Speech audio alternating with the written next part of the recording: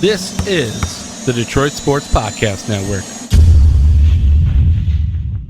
That was really fucking fun. I think that was one of the most fun episodes we did. I really enjoyed it.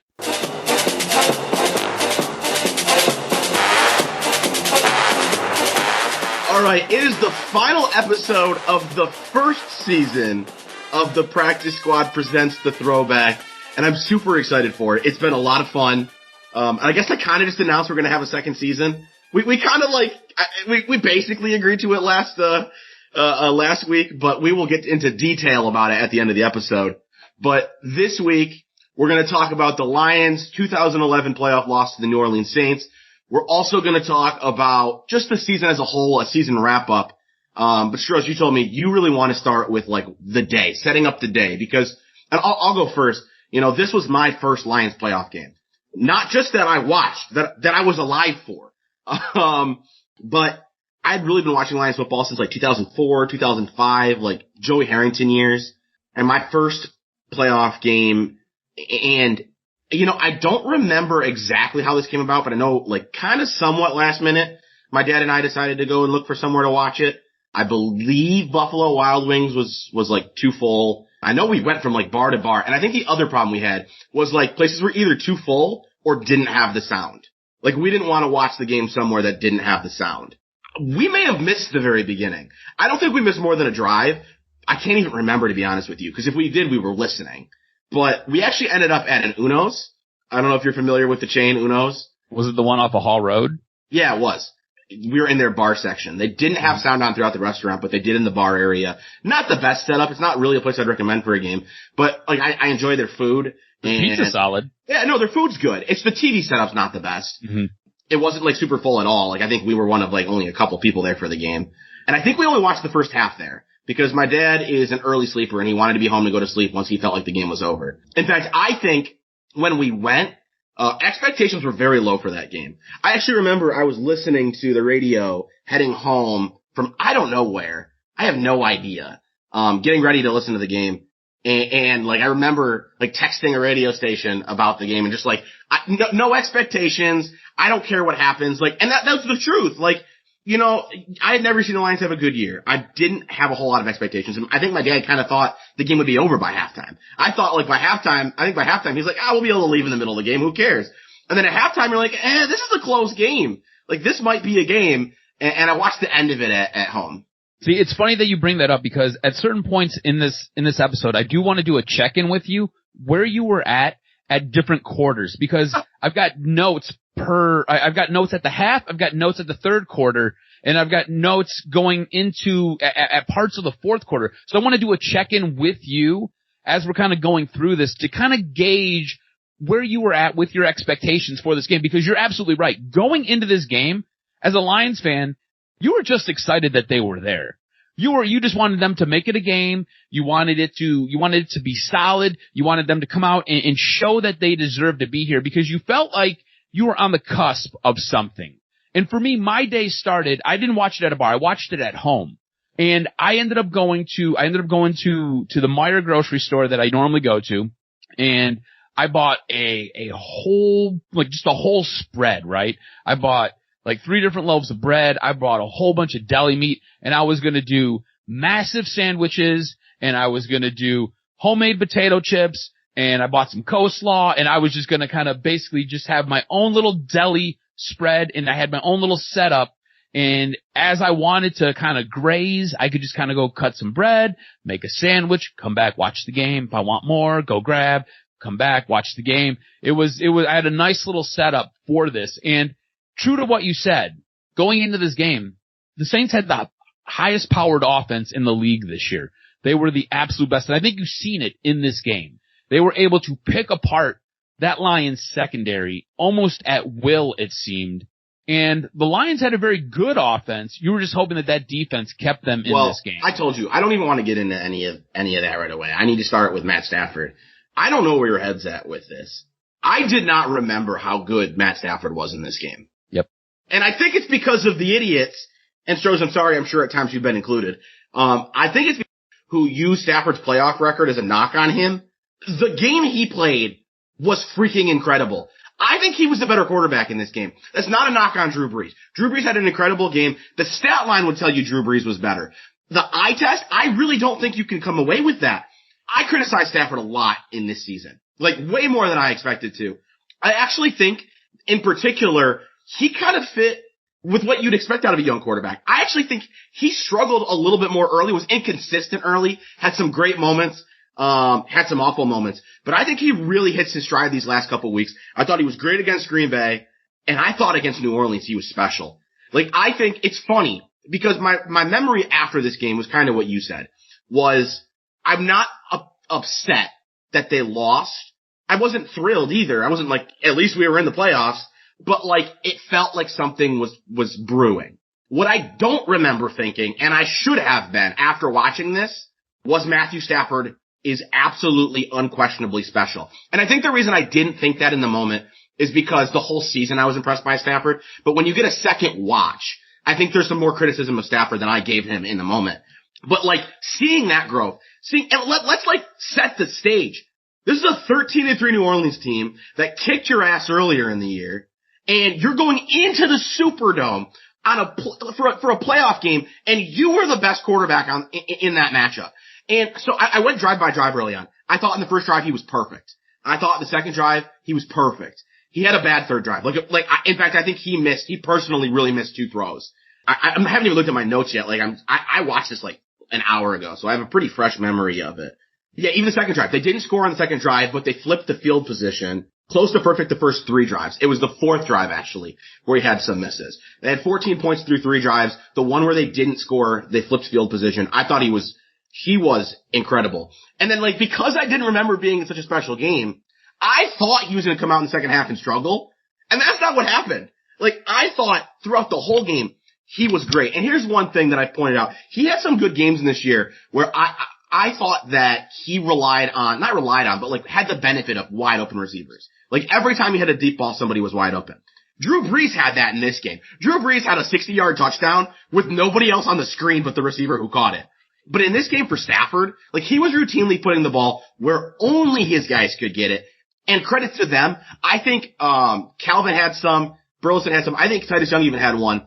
There were some catches that were tough, but were put in the spot where only they could get it, and they did. I do think the receiving core deserves some credit for the way this game was too. But like, I can't watch this game without saying, like, if they win this game, I think the entire conversation for Matthew Stafford haters changes. I don't even think you can use the playoff thing anymore, because if they won this game, which they didn't, like, it was single-handedly by Stafford. The level of play he had in this game was just absolutely ridiculous.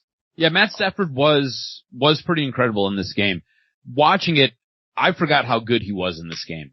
I really did. And I'm going to give you a lift the curtain a little bit here, but I'm almost positive that you and I are going to have the same stud when it comes to studs and duds. Okay. Matt Stafford was so special in this game. Watching it back and having this refreshed look at it, I was really floored at how efficient he was and how well he played. The interceptions in the game, he did have 2 interceptions, and I don't think they were very good interceptions. I think the last one he was trying to force something because they were behind. I think really and truly this team lost this game. When you go back and you look at kind of the drive by drive, this team forced an early fumble, they had to punt. They forced another fumble, I believe it was in the second quarter, and they were forced to punt. Not converting on either one of those and turning those turnovers into points, I think kind of hurt this team. And New Orleans came out in that second half, and it seemed like they were almost unstoppable. It was a drive by drive by drive. They were putting touchdowns on, and the defense just had no answers. So I'm sorry to overpower you on all this Stafford stuff. And this podcast, I'm just going to tell you, it's probably going to go long, because this is the most passionate I've been after watching any game.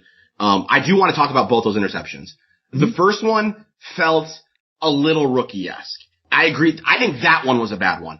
But that being said, he had a bunch of guys in his face. He tried to force it. Problem was it was a 1st and 10. 3rd and 5, 3rd and 6, you need to force something. It was a deep ball, so it's kind of like an extended punt. I don't have as much of an issue. Because it came on 1st and 10, that was a legitimate mistake he deserves criticism for. The second one, they were down 17 with like 2.5 minutes left. I almost trying to move the ball. Yeah. It's what it was. In that situation, you have to force things. Yep. I don't blame him for that one at all. To move on from Stafford for now, I might find my way back there. You mentioned the defense and the Lions having no answers for the defense. I wrote down, and again, I'm not even looking at my notes. Like this game, I have so many thoughts. If the Lions make tackles when they get to the ball, they win this game. They win it. So they couldn't stop a running back. Pierre Thomas looked like he was slicked up in motor oil because they could not grab him and pull him down. Same thing with Chris Ivory and Darren Sproles. Did you look up the numbers? A running back could not be brought down. Don't look right now. If you had to guess, how many yards did the running backs combine for in the passing game and in the running game? Total? Probably. Drew Brees had over 400 yards in this game, so I'm going to say 170. Higher. Really? 200? Higher. 230. Higher. Shut up. I'm telling you right now. Higher. Bro, they were like long passes downfield to wide receivers. 273 yards that the running backs accounted for. Now, a lot of that was in the air. I believe it was 119 off the top of my head that was in the air. But those were mostly catch and runs. That's why I thought Drew Brees was fine, but he had some deep balls that were wide open, and he had like 120 yards that were catch and runs. And the thing was, some of them were broken tackles, but some of them weren't even broken tackles. Some of them were just like guys get there and never actually touch him. Like, I genuinely believe that the Lions ended up losing this game 31-17. I'm telling you, it's more than a 14-point swing if they figure out how to tackle in this. Oh, yeah. So here's the thing. Look, if you just look at the second half, right? This is New Orleans possessions. Touchdown, touchdown, touchdown, touchdown. End of half. So at that point, they were on the 3-yard line and they just took knees for 2 minutes and 20 seconds.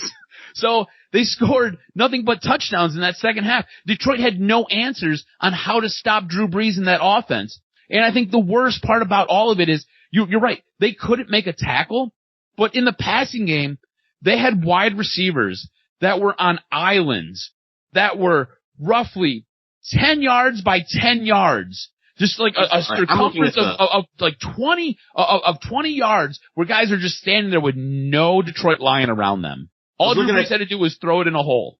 I was looking at the wrong game log for the score. Do you have the final score of this one in front of you? Yeah, 45-28? Yeah, 45-28. I was like, I had 31-17. I was like, wait a second, this isn't the right game. That was the regular season game. But no, the Lions couldn't do anything on defense. But here, hold on. But look at this real quick, right? So you want long plays, so long rushes. Pierre Thomas, 31 yards. Darren Sproles, 17 yards. Chris Ivory, 19 yards. Now you go to the passing game. Marcus Colson, his longest pass, 40 yards. Robert Meacham, 56 yards. Devery Henderson, 41 yards. And a lot of these, they were like uncontested. Like they weren't even close. Like the defense did nothing to bail out this offense. This offense showed up and played well. This defense did absolutely nothing to help them out. Well, and here's something that I think needs to be pointed out. And I think I messaged you this in an email about a full season scope. Mm-hmm. I think the Saints came out and said, we don't respect you. They went for 3 4th downs and they picked them all up easily. Oh. But even more than that, what really told me that they didn't respect the Lions was when on a 3rd and 1, they took a 40-yard deep shot. Yep. Because they knew damn well they were picking it up on 4th down if they didn't get it. Yep. Like that's what you do on 2nd down. When I was watching this game, I was blown away at how efficient they were on 3rd and 4th down. They were 7 for 11 on 3rd down, 3 of 4 on 4th down. That means they had 4th and whatever 4 different times and they picked it up no problem. They need, like, how often do you ever go for it on 4th down? This team said, screw it. We don't believe in you. We don't believe that your defensive front can stop us. And remember, New Orleans had 3 Pro Bowl players on that offensive line, okay?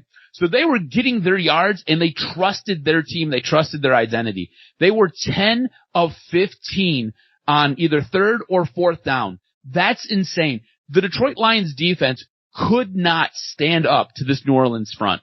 And I should have noted this better. I don't remember the exact timing of it. I'm actually mad at myself for it right now. But they were all key 4th downs, by the way. Mm-hmm. I think that's something big to mention is this game, until the very end, the 17-point differential, I don't think speaks to how close this game was even a little bit. So every 4th down was so crucial. But there was one late. Here's the thing too, right? So looking at the game log, the Saints had 11 total drives, and they were forced into a third down on every one of those drives, and then on 4 of those drives, they were forced into a fourth down, and they converted 10 of those. But there was one, I thought, like going back to the tackling, that was key, and it was definitely in the second half.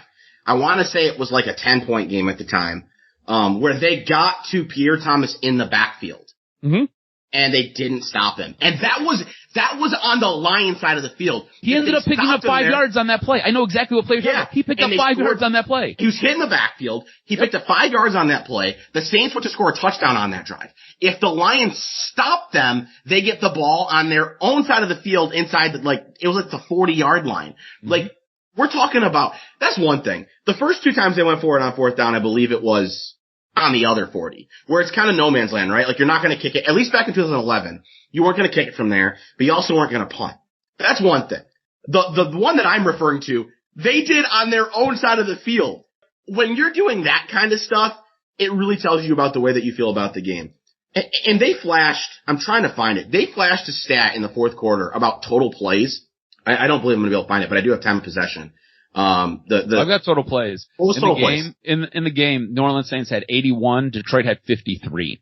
I think that speaks to how special the offense was. Mm-hmm. That, like, they were able to keep it close with such a, with so many less plays. And here's the thing. It wasn't like the Lions, for the most part, were scoring on explosive plays. They moved the ball down the field the whole time. It was just that they couldn't get the Saints off the field. Correct me if I'm wrong. They didn't really do anything on the ground. Oh, no. 20 yards rushing by Kevin Smith. Yeah. Detroit struggled on the ground for sure. Nate Burleson did have a big 2-yard run, which sounds weird, but it was on a 3rd and 1. He did get hit in the backfield as well and found his way to the first down. That was massive. But 32 total yards on 10 rushes for the Detroit Lions. And Titus Young, Nate Burleson, and Matt Stafford combined for 11 of those 32. Mm-hmm. That's a quarterback and 2 receivers. Yeah, the run game was nothing special in this. The pass game, though, Calvin Johnson was exceptional. This was another great game by Calvin Johnson. Nate Burleson was, again, really good in this game. And when we go to talk about our season notes, I've got some thoughts on Nate Burleson, and I'm wondering if you are in lockstep with me or if you're gonna oppose me a little bit. But I've got some thoughts, and they might be critical on Nate Burleson. But Brandon Pettigrew had another really, really good game. And I know you went through and you did some stat finding to kind of see where Brandon Pettigrew kind of fell as the season wore on. But Brandon Pettigrew had another really solid game. And it's weird how we remember him because we criticized him so much, but he was solid this year. I think there was fair reason to criticize him. And like you said, I have some stuff to talk about in the season wrap up. But you're right. I give all the credit in the world to Matt Stafford, but I think the receivers as a whole really showed up in this one as well. Mm-hmm. The offense came to play. Like, I don't think it was realistically possible for this offense to have a better game than they did. I mean that. I think they played just about as perfect. And it's funny because they ran the ball for 30 yards. Yeah. But you know what? They only ran the ball 10 times. Like, they recognized that the way they needed to win this game was on the back of Matthew Stafford, and they let him try to do it. Minor notes. Unless you have anything super major you need to get to still. No, we can go. A minor note, there was a fumble forced by Willie Young that was blown dead. Mm-hmm. And originally I thought it was an incomplete pass. That would have probably been 6 points. That's what I wrote. I wouldn't go so far as to say it was a guarantee, but there were 5 Lions closer to the ball than the next closest Saint. Yep. Marcus Colston had a chance to get it, but he was hurt. Like, he was down on the ground. So I think it's probably 6, and the Lions don't end up going on to score. So I think that was quite possibly 6. That was taken away from them. And you know what? That could have been a death nail. So the New Orleans Saints come out like totally different in the second half, but that would have been a big 6 points, and that would have been a monster lead in this game. So if they would have scored there, we'll just say it's 21-7 at that point. 21-7. New Orleans ends up, Detroit has to punt. So New Orleans ends up getting a field goal out of the very next play, which makes it 14-10 as we head into the half. I think 21-7 going in at the half, that's big time. And I think Detroit is feeling it, and I think that sucks a lot of the air out of that stadium down in New Orleans. Like I said, I wanted to kind of check in with you. Going into the half, they're up 14-10. And like we both recounted, going into this game, you just wanted it to be close. I remember going into the half being like, this team has a legitimate shot. And I even said it out loud. I remember saying it out loud. This team has a legitimate shot to win this game. They're going to make some noise. And I remember thinking at halftime, this team is in the driver's seat. That all changes in the third quarter, but they are in the driver's seat going into the third quarter. So at the half, take you back to then and then bring you to what I watched this time around. I think I was impressed at the way they stayed in the game. I still expected the Saints to pull away. Again, I didn't recognize how well Stafford was playing. Mm-hmm. I do actually have it in my notes, and I didn't know if I was going to get to it. One thing I really remembered from this game is coming out of it hating Aaron Berry. And I'm reminded every year around playoff time, I have a Facebook status with me ripping Aaron Berry. And I thought the Saints had a major drive at the half because until that touchdown drive to end the half that the Saints had, the Lions were in command. And I think that's like the right verbiage to use. Like they controlled this game. And Aaron Berry had 2 chances to end that drive. One would have just been he was tight on a receiver and couldn't make a play. And the other one, he let an interception slip through his hands in the end zone. And he had a bad play later on in the game too. But that drive in particular, I think that if the Lions hold them to a field goal there and go into the half up 14-6, I feel a lot differently. Or maybe, you know what? Maybe they did hold them to a field goal. Maybe they had the touchdown originally. I don't remember the order. Let me take a quick look at the order. Okay, so actually it was only a field goal. So I guess it wasn't as momentum shifting as it felt like to me. That being said, it still felt like the Lions scored the first 14. No, they didn't. It was 7. Then they went up 14-7, and then the Saints answered with 3. I guess it didn't fully change momentum, but it felt like things that had like that 3 still felt big. It did, because Detroit, it seemed like Detroit was getting in the driver's seat to really start to pull away. And that's why I think that them blowing that fumble dead really hurt this team, because it could have really, like I said, sucked the wind out of that stadium, really deflated the sails of the Saints. Instead, what happens is the Saints force the Lions to punt.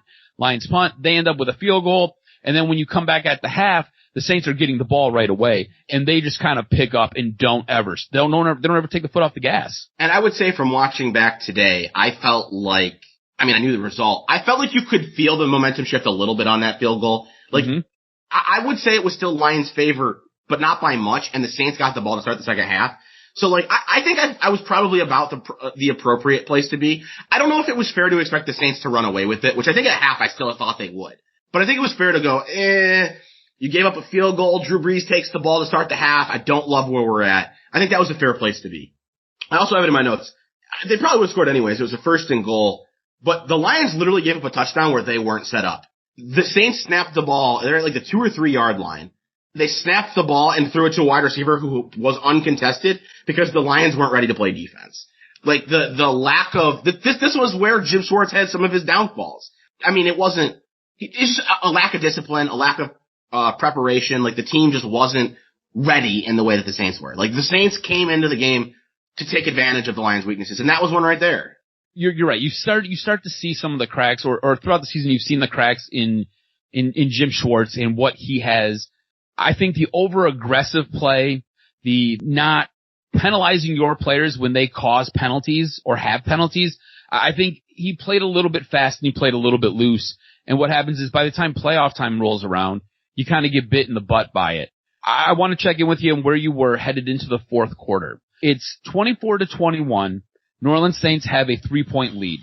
It feels like we've talked about the momentum shifting. It feels like momentum is slipping away from the Detroit Lions. They're still in this game, but it really feels like New Orleans has control. Detroit can't seem to stop them. And as we go into the fourth quarter, it just kind of feels like if Detroit can somehow just contain the New Orleans Saints just a little bit, on maybe 1 or 2 plays, they've got a chance to really jump back in the driver's seat here.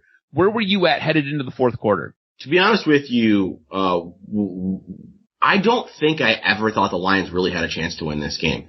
Okay. I think it's why, I was so shocked watching some of this. Because watching it, I kept waiting for the shoe to drop. I intentionally didn't look at Stafford's stat line because I thought he had a good game, but like a rookie game. I thought he had a good game with several major mistakes. So I kept waiting for those mistakes to come. And outside of one interception, I don't really feel like they did.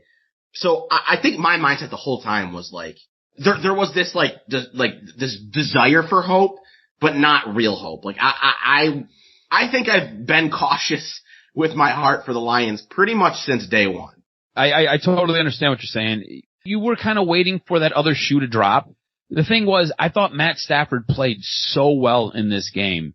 And I was like, okay, cool. This is a different Matt watching Stafford it back, I thing. agree. I just didn't notice that in the moment as much. In the moment. Yeah, no, I get that. As this game kind of went on, they would flash his stats at the bottom, and I was just kind of taken aback by how good he was in this game. And I'm like, all right, cool. He's rocking and rolling. I remember at the time, because this is, again, you go back, I think it was probably episode 5 for us.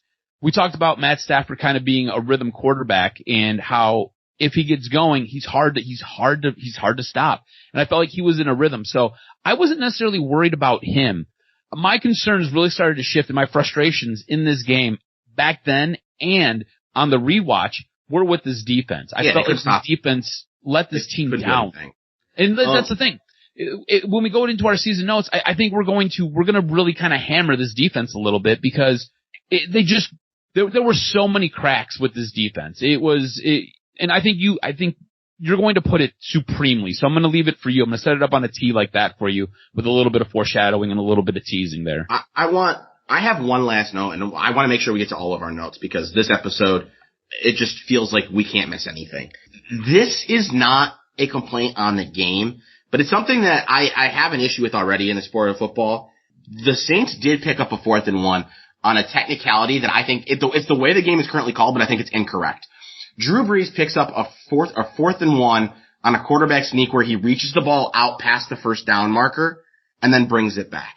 Mm-hmm. Now, at the end zone, that should be a touchdown because once you break the plane, it's over. I have a problem with the forward progress rule working this way because if you catch the ball, run forward, and then run backwards, you don't get forward progress. Forward progress is that the defense can't push you backwards. And Drew Brees, his body never goes forward. All he does is he jumps, sticks the ball out, brings it back to his body, and he's stopped. The act of bringing the ball back to your body should cancel that forward progress. It doesn't. I want to make that very clear. The Lions weren't screwed by a ruling because that is how the game is called, but I think it's called incorrectly. I think on just a 4th down, like in the middle of the field, that should have been a turnover on downs because Drew Brees himself personally brought the ball back behind the first down marker. And he never gained the line. Yeah, well, he did gain the line, but then he put the ball over the line. He himself, his body never gained the line. Technically your body doesn't have to, but what I'm saying is the ball wasn't forced back to him. Mm. He made the choice to bring the ball back. Right. Putting the ball forward to get extra yardage is the risk you take is it getting knocked out.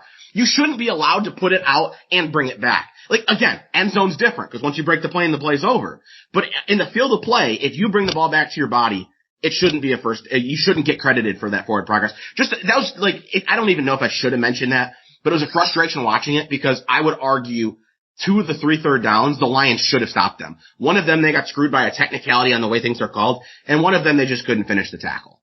You know, I was shocked at how bad the secondary was in this game. I don't feel like the secondary did a very good job at all covering receivers downfield. We kind of already gone through the depth on some of the longer receptions in this game. But the secondary, and your criticism of Aaron Berry, I think is so damn accurate. He was so piss poor in this game.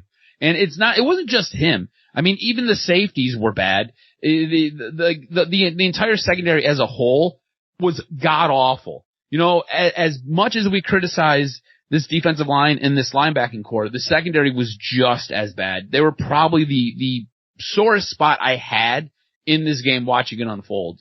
And that was, to be honest, my memory of this team was a secondary that lacked, it had, like, I love Louis Delmas, and he had some things about him that I liked, but he had his weaknesses, for sure. Chris Houston was really good, but was he really a number 1? And maybe a low-end number 1? I had my issues, no doubt, with the secondary. I want to know who your dud is. So this is tough, because nobody on this defense tackled.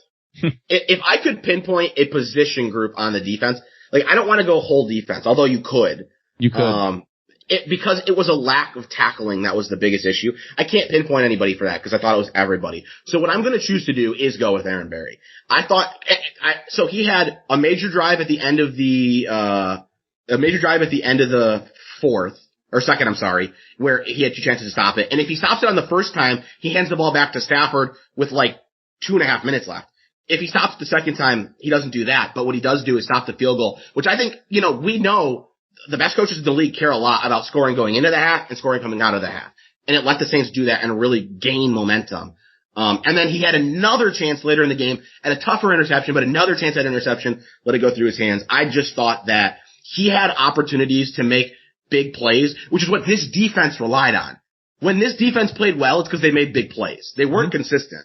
I think going into this game, you could see the game plan was to target Aaron Berry. If there was a person in that secondary, I think Drew Brees and Sean Payton picked out Aaron Berry. They didn't really seem to go towards Chris Houston as much. But for me, my dud, almost in lockstep with you, was the secondary. If we have to get specific, I had Aaron Berry or Chris Houston. So you picked Aaron Berry, so I'll go Chris Houston.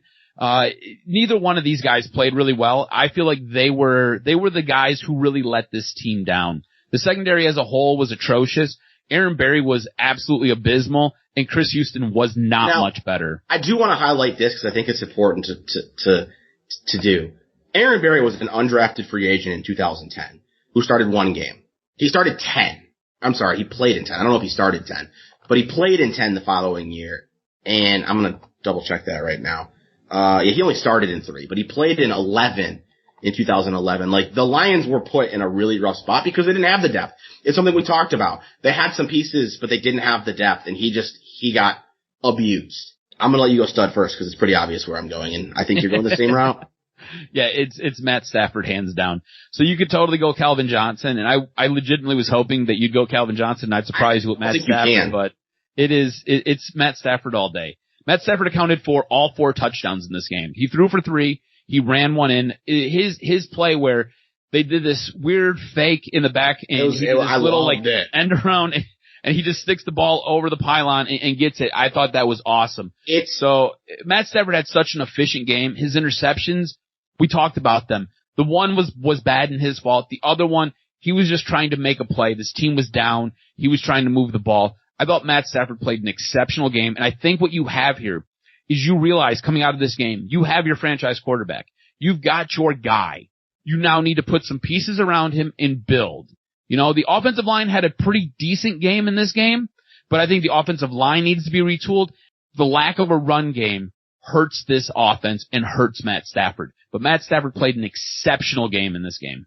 I think there have been a lot of games where you could choose Stafford or Calvin, and I think in those games I've leaned on Calvin because I think Calvin's been the difference maker. Stafford makes some decent throws, but Calvin makes some special plays. I thought there was one deep ball that Calvin adjusted on that was huge.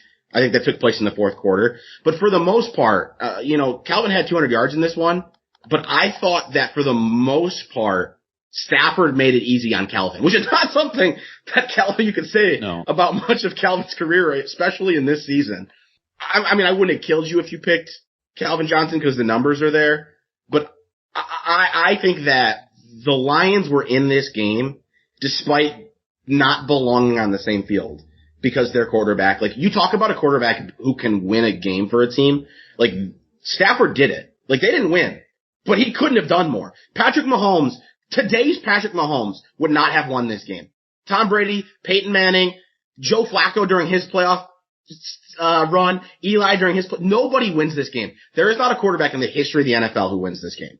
And I'm not saying he played the best game in the history of the NFL. I'm just telling you he was not capable of doing more than he did. So I'm going with Stafford, and it's not even close. Again, I don't think the issue here was with the quarterback. I don't think the issue here was with the offense. The issue here was the defense. This defense was not good, and I think this is a prime spot to jump into our notes on the season. This defense was not as good as we thought. We talk about this defense, and we remember this defense. You go back to our very first episode. We were like, man, this defense was so damn good.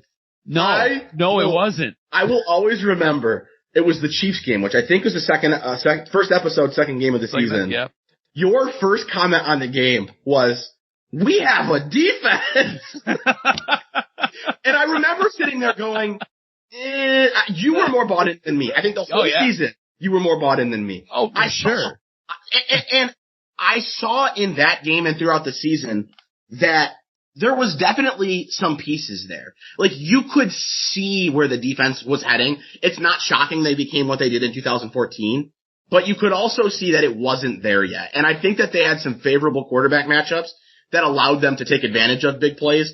And I think it played a big role in why they were able to have the season they did. I don't think the defense, I don't know what to call the defense. It feels unfair to call them atrocious because they did make some big plays, but like they were so bad at the basics. See, I think it's a really incomplete defense. I think what you have here is you've got guys who you have some stars on this defense, right? And you have some guys who are very good players, but there are still gigantic holes on this team. At the end of the season, in an email to you, uncomfortably far away. Yes. I think on this team, right, we've hammered this defensive line when Ndamukong Suh is not playing. This defense needs Ndamukong Suh, but they also need another defensive end who can get to the quarterback. They don't have that on this roster right now. They need another linebacker. Their linebacking core. DeAndre Levy at this point in his career is very, very young, and he is not what he needs to be. Stephen Tulloch is coming towards the end of his career, and then Justin Durant. Like, I remember Justin Durant after this season was not very happy with however they utilized him or whatever his role was on this team. You need another impactful linebacker, and we've already talked about the secondary. You need a good corner. Aaron Berry was not good. I don't have as much of an issue with the linebackers as you do, which I found myself questioning a little bit in the last game just because when running backs combine for 280 yards, I think the linebackers are who you look at. But I felt in watching that it was more of a design of the defense. The linebackers were either all out blitzing, and believe me, it happened a lot. Like a lot. It's easy to say that and not know, but like we just watched the whole season. It happened a lot. Like they were blitzing 2 or 3 linebackers, way more than I could ever recall any other team that I've watched doing. Or like there were plays where the Saints would run like screens where the linebackers were 10 yards off the ball by the time the running back caught it. Like it just felt like it was extremes. And I think Jim Schwartz had that problem. He tended to go towards extremes. But I don't think the linebackers were nearly as big of an issue as the secondary. I don't think the defensive line was as big of an issue as the secondary, but I think I'd put them second. I want to ask this question, and it's because of the answer I have. Rewatching this entire season, who is your view changed on the most, positively or negatively? Negatively, it would be probably Kyle Vanden Bosch. Yeah, see, that's what I think as well. I had the same thought. I remember him being a really strong piece. And was this his first year? I need to know this because maybe he was better early on with the Lions. I'll look right now for you. But this is my thing, right? So in this game alone, in the New Orleans Saints playoff game, you had a guy like Willie Young outperform him, and Willie Young played a much smaller role and played much more limitedly with his snap count than Vanden Bosch did. So, and Vanden Bosch was out there. It was his second season with the Lions. Okay. But statistically speaking, he was significantly better this year. 8 sacks, 4 fumbles. But it just felt like, there was this narrative around Suh that he made everyone else better. And I believed it, but I don't know that I believed it as much as I do watching this. Like, I think Vanden Bosch and the whole defensive line was very much a product of Suh. I agree. I think positively it would probably be Matt Stafford because I'm not gonna lie, that makes me happy. Yeah. It didn't change much for me. It made me realize he had more flaws than I thought in year one, but not to the extent of Kyle Vanden Bosch. Yeah. I think Matt Stafford, especially in the way he finished the season, I thought Matt Stafford played exceptionally well. You have to remember too, at a point in the season, he was dealing with a broken finger. And I don't think going into this playoff game, it was 100% healed yet. And he still went out there and he went blow for blow with Drew Brees. And like you said, eyeball test, he was probably the better quarterback. I don't know who overall, over the course of the season, I feel most positively, different about. I had some thoughts on Pettigrew, but I kind of think I was spot on Pettigrew. He was very hot and cold.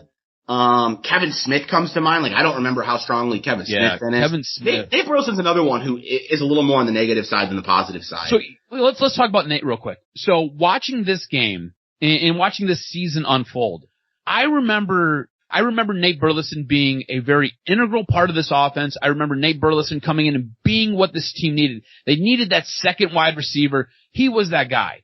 Watching this season unfold, I don't think Nate Burleson was as impactful as I remember. He was like legitimately. I feel like he was just a guy. I just think he was just a guy. Let's remember. Do you remember the number 2 receiver the year before Nate Burleson showed up? No. I'm pretty confident it was Bryant Johnson. Really? Might be. There was between Roy Williams and Nate Burleson in the time in between those two, it was nothing. It was brutal. I don't even remember his name. They had a dude catch 100 passes who was later converted. Mike Fury. Oh, Mike Fury, yeah. He was a defensive back who became a wide receiver. Yeah. I think he was converted to safety later on in his career. Yeah. I might be off on my timeline here, but there was nobody beside Calvin.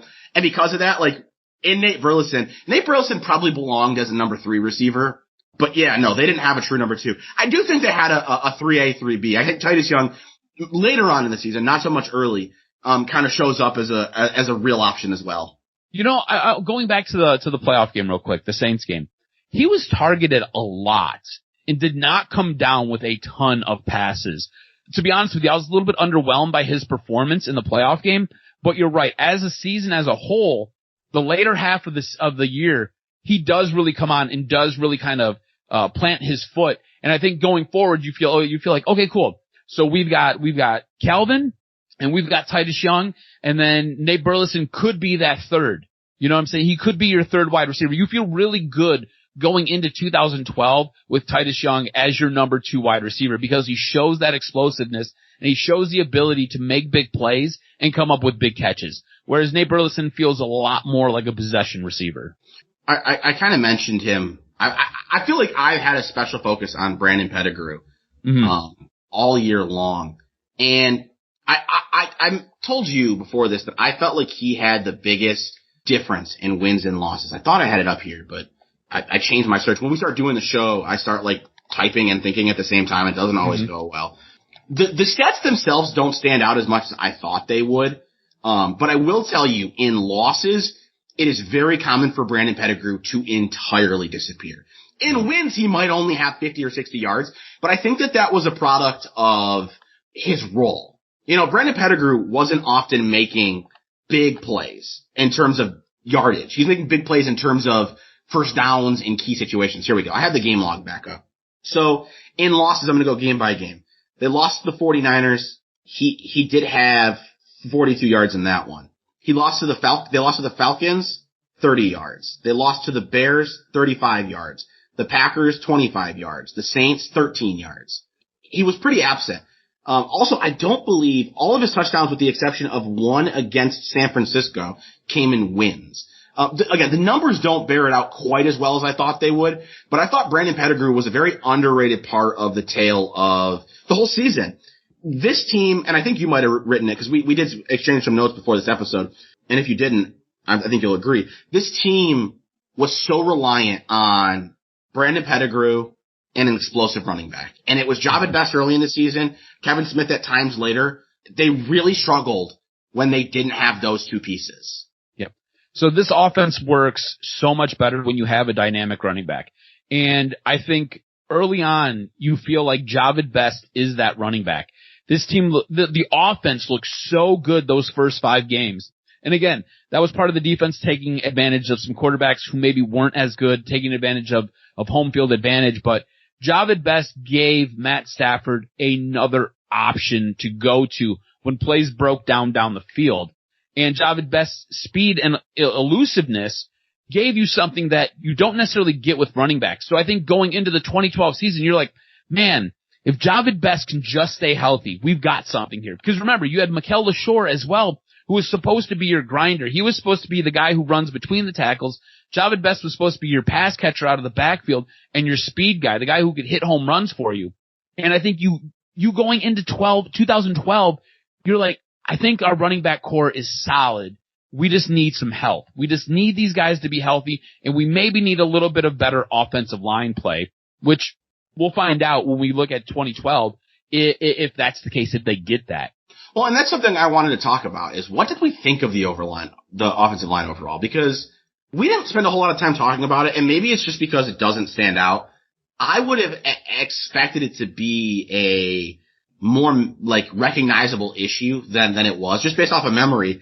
Like, I thought that they were mediocre, below average. I didn't think they were good, but like, at least in the passing game, they weren't as bad as I thought they were going to be. And here's what I got to say: in the running game, when you had Javid Best and we had Kevin Smith, it happened. Like, I actually think this offensive line, I think mediocre is the right word. Like, I wouldn't praise them, but I also don't think that they were the level of issue that I had previously thought.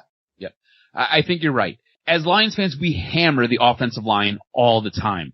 I think this offensive line in games looked exceptional. In other games, they looked poor. I think overall as the season, they were very mediocre. You had games where they were awesome in pass pro, and then they were absent in blocking for the running backs. And then you had other games where the running backs were able to put up 100 yards or close to 100 yards, score 2 touchdowns, and the run game was rocking and rolling. I think this offensive line was inconsistent, and I think its highs were really, really high, but its lows were really, really low. And somewhere in the middle is what you really, really have. I feel like they need to add a piece going into 2012 along that offensive front. Well, I think it's funny just when you roll through the names of the offensive linemen. I don't have them in front of me, so forgive me. It's Jeff Backus, right? Yep. Stephen Peterman, Dominique Raiola, Gasher Shearless. Who's the other guard? I can't remember the other guard, but that's 4 of them. Mm-hmm. I think like that is the definition of like, none of those guys are guys that you feel happy about, but I also don't think any of them, I had some major Gasher Shearless issues, but I didn't feel like that was visible in the rewatch. They just felt, yeah. They weren't the reason you were winning games, but generally speaking, I don't think they were the reason you were losing games either. So you had Corey Hilliard. I think he might have been the other guy that you were thinking of. Hilliard. I don't even remember him. And I would have thought I would have. Well, I don't think this offensive line is necessarily, extremely noteworthy. I think if you name those 5 offensive linemen to a non-Lions fan, Jeff Backus might be the only name they remember. Oh no, Rob Sims. Rob Sims was the other guard. Rob Sims, yes. That's who the other guard was. Yep. Yeah, okay, that I do remember. Yeah, it's just a bunch of meh. Yeah. It's like just a lot of guys. I mean, Jeff Backus is probably your biggest name. Dominic Raiola was good. I think Dominic Raiola is probably more remembered, especially by Lions fans, for his tumultuous relationship with them. I remember a Thanksgiving Day game where he's sitting on the sidelines flipping off Lions fans. Rob Sims was just a guy. Corey Hilliard was a rotational dude. Dylan Gandy was another rotational guy. When you think about the culture that the Lions had and what caused them to be such a brutally, and I think it's a two-way street, but part of what made it so hard for the Lions to ever dig themselves out of where they were was the culture. And you think about Dominic Raiola having no sympathy for the fans at all. Like, Golden Tate criticized fans that booed them one time. Mm-hmm. And I actually wrote an article about it. Like, I was really frustrated in his take. But you know what he did? He came out and basically said, look, I didn't know the history of the Lions well enough to say something like that. Like, you guys have been through a lot and you're still there for us. And I thought that was like, I really appreciated that. Dominic Raiola's like, nah, screw you guys. and it's kind of funny looking back, but I think it speaks to where the Lions were as an organization. So in one of your notes, you said this is a tale of 2 seasons or maybe even 3. Can you go into that a little bit? Yeah. So I thought specifically the first 5 games were their own season. Mm-hmm. Things changed when freaking Jim Harbaugh came to town. Yeah. That was the first loss, correct? Yep. Yeah, when Jim Harbaugh came to town, things changed because they still were in that game.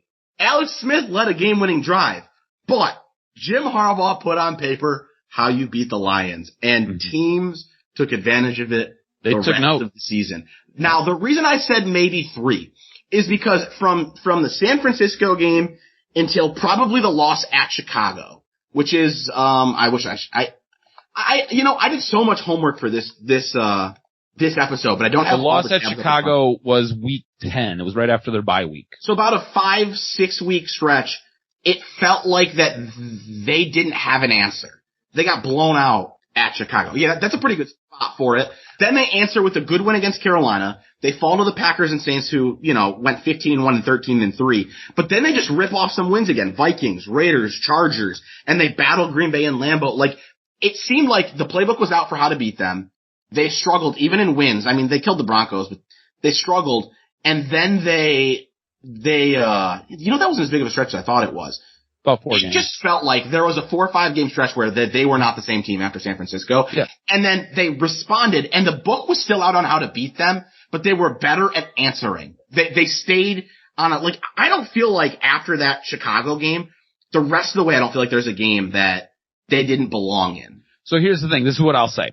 Because I think you're right. And I think what you're looking for is Jim Harbaugh showed the rest of the league how to beat this Lions team. And I think if you have either a dynamic offense, meaning you have a quarterback the likes of a Drew Brees or an Aaron Rodgers, you don't necessarily need a dynamic running back.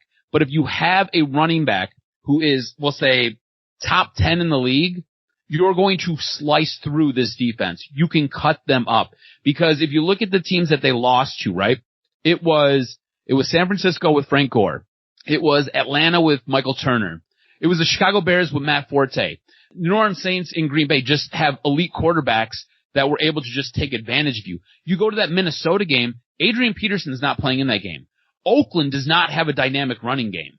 You know, the San Diego Chargers didn't have a dynamic running game. The only place where I push back, then you lose again to Green Bay and you lose to New Orleans. The only thing I push back is who the hell was Pierre Thomas? Who the hell was Chris Ivory went on to have a pretty good career. But again, remember, they have at this time, they have elite quarterbacks with Drew Brees and Aaron Rodgers. Because Green Bay didn't have a running back either. They had Ryan Grant.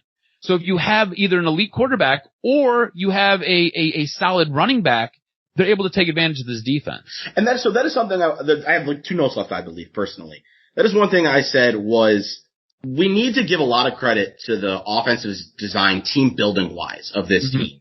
Even if Nate Burleson wasn't as good as a 2 as we originally thought, they had some speed at 3 in Titus Young. They had 2 tight ends where Tony Scheffler wasn't like a constant, he wasn't making plays all game long, but boy did he show up in key moments. Brandon Pettigrew had his drop problems, but when he showed up, they were good. They had an explosive running. The offense was just designed well for the most part.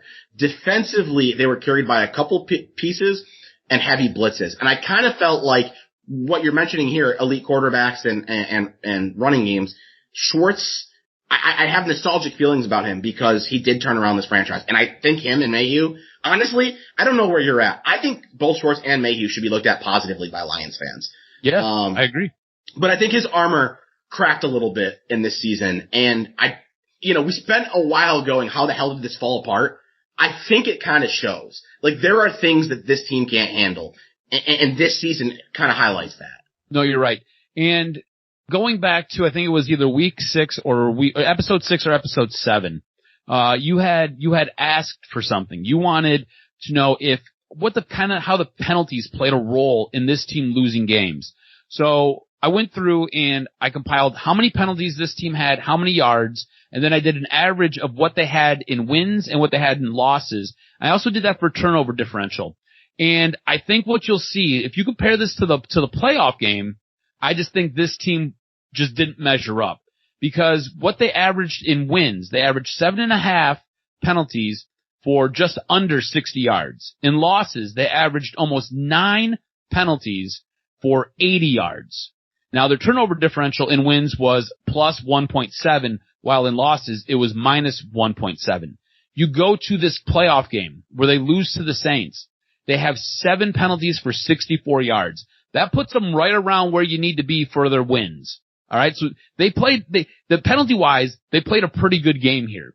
As far as turnover differential goes, it was 0. It was 0. It was even. Both teams turned the ball over twice. I think when you look at this team and you look at this season, the one thing you can say is they've got something here. The future's bright. They just weren't good enough to beat a high-caliber New Orleans Saints team. Okay, so where I want to wrap up before we look ahead to the next, I'm going to call it the next season of the podcast because I think it basically is a different season. Without totally remembering, what moves they did make, I guess I want to ask the question, how would you have proceeded after rewatching this season? What was the focus after watching this season, over the last 9 weeks? I would say if I'm in Martin Mayhew's camp, right? If I'm Martin Mayhew, I think we have to figure out a way to make this defense better. That's number one. We've got to make this defense better. And then I think we have to make sure we know what we have as far as our running backs are concerned. And I think our receiving core is knowing good. what we know. We know Javid Best never returns. Maybe there's too much of a reliance. Knowing what we know ever going into a season with Mikel LaShore as your plan was a problem. It's tough, right? Because we thought Javid Best was coming back. We didn't know Mikel LaShore was a bust. It's hard to blame them for not focusing on running back. Mm-hmm. It's weird though, right? Because Javid Best goes down in week 6. So you play almost an entire season without your running back. And as a general manager, I feel like you should know kind of what's going on here in where you sit. Because this is when the NFL really started to crack down on concussions. Right, but I wouldn't feel comfortable. If this happened 5 years earlier, Javid Best returns. But I wouldn't feel comfortable going into a season where I've got this gigantic question mark on my number 1 running back. And your number 2 running back's coming off an injury too. It's right. Fair. Here's my thing. I think they were in a really uncomfortable spot because the defense was too far away. I agree that it's definitely a focus is how do we fix this defense? The secondary was the clear-cut answer, but also you needed to figure out, how do we get pass rush pressure aside from Sue? They already drafted Nick Fairley, so you just kind of had to wait and let that play out. I believe this was Cliff Avrils last year on the team. Maybe he was franchise tagged after this year. He wasn't around for much longer. And on offense, they were just so reliant on Javid Best, who never returned, and Brandon Pettigrew, who was so hot and cold. 2 or 3 weeks ago, I was asking the question, how the hell did this fall apart? And I sit here now and say, boy, I understand how it fell apart, but I don't know what the answer is to fix it. The answer is knowing that Javid Best ever returns, knowing that Mikel LaShore is a bust, knowing that Brandon Pettigrew would forever be hot and cold.